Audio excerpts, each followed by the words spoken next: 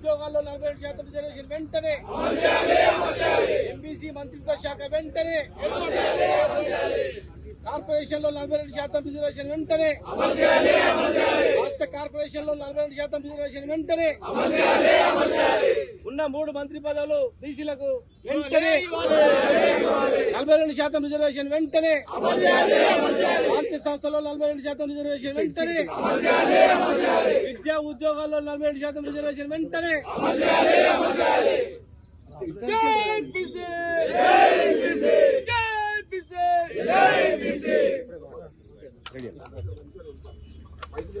నలభై 42% రిజర్వేషన్ వచ్చినట్లే వచ్చి నోటికాడ బుక్క కింద పడిపోయింది.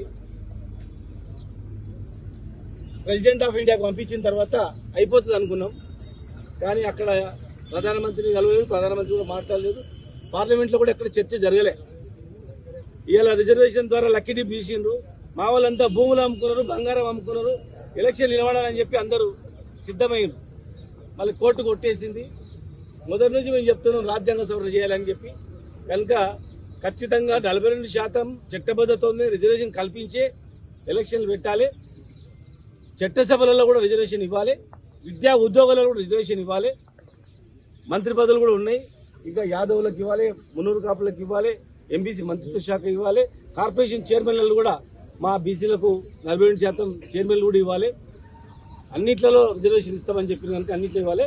కేంద్రం కానీ రాష్ట్రం కానీ ఈరోజు చట్ట సవరణ చేయాలంటే వాళ్ళ చేతిలో ఎంపీలు ఉన్నారు కనుక వెంటనే రాజ్యాంగ సవరణ అసెంబ్లీలో 2 బిల్లులు పాస్ అయ్యి మరి ప్రెసిడెంట్ ఆఫ్ ఇండియా దగ్గర ఉన్నాయి కనుక మరి అక్కడ ఉన్నటువంటి బీజేపీ పార్టీ వాళ్ళు కూడా వెంటనే ముందుకు వచ్చి ఆ ప్రెసిడెంట్ ఆఫ్ ఇండియా దగ్గర ఉన్నటువంటి బిల్లు కేబినెట్ లో చర్చించి వెంటనే బిల్లు పాస్ చేసి రాజ్యాంగ సవరణ చేసి బీసీలకు రిజర్వేషన్ ఇవ్వాలి. ఇన్ని రోజులు మోసం చేస్తూ వచ్చారు. వెంటనే దేశంలో కూడా ఎంబీసీ మంత్రిత్వ శాఖ కూడా ఇవ్వాలి, బీసీ మంత్రిత్వ శాఖ కూడా లేదు, బడ్జెట్ ఇవ్వాలి. కనుక ఈరోజు ఇన్ని సంవత్సరాలు మోసం చేసిరు అందరూ కూడా. ఇక్కడ మోసం పోనీకి ఎవరు లేరు. ఇక్కడ అన్ని పార్టీలో ఉన్నటువంటి బీసీ వాళ్ళందరూ కదిలిరు. అన్ని పార్టీలో ఉన్నటువంటి బీసీ నాయకత్వం అంతా కూడా ఈరోజు ఖచ్చితంగా మనం సాధించుకోవాలని చెప్పి ఒక వేదిక మీదకి వచ్చారు. భవిష్యత్ కార్యాచరణ అనేది మేము త్వరలోనే ప్రకటిస్తాం. రాజ్యాంగ సవరణ ద్వారా మాత్రమే ఇది అవుతుంది. మొదటి నుంచి కూడా మేము చెప్తున్నాం, తమిళనాడు తరహా 9th షెడ్యూల్లో చేర్చాలి, లేదంటే రాజ్యాంగ సవరణ చేసి పర్మనెంట్ గా బీసీలకు వచ్చేటట్టు చేయాలి. కామరేడ్ డిక్లరేషన్ లో ఇంకా చాలా అంశాలు ఉన్నాయి, అవన్నీ కూడా అమలు చేయాలి. ఈ రోజు బంద్ తర్వాత అందరం మళ్ళా కలిసి భవిష్యత్తు ఏం చేద్దాం, రాజ్యాంగ సవరణ చేయాలంటే మరి ఎట్లా, ఇలా అత్యధిక ఎంపీలు ఉన్నటువంటి భారతదేశాన్ని పరిపాలిస్తున్నటువంటి పార్టీలు అనుకుంటే 1 రోజులు అయిపోయే పని, 2 రోజులు అయిపోయే పని. కనుక మేము ఢిల్లీలో కూడా ఎట్లా కలవాలి, ప్రధానమంత్రిని, ప్రెసిడెంట్ ఆఫ్ ఇండియాని కలవడం, ఇంకా ఒత్తిడి తీసుకురావడం.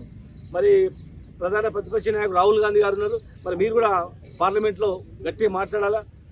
ఎత్తున ఆబాది ఎత్తున ఇస్తా అని చెప్పి వారు కూడా చెప్పడం జరిగింది. కనుక మేమందరం కూడా మరి కేంద్రం మీద ఒత్తిడి వచ్చేటట్లు ఒక ఉద్యమ కార్యాచరణ అన్ని పార్టీలో ఉన్నటువంటి నాయకులను కలిసి ఒక పెద్ద కార్యాచరణ కూడా త్వరలో ప్రకటిస్తాం.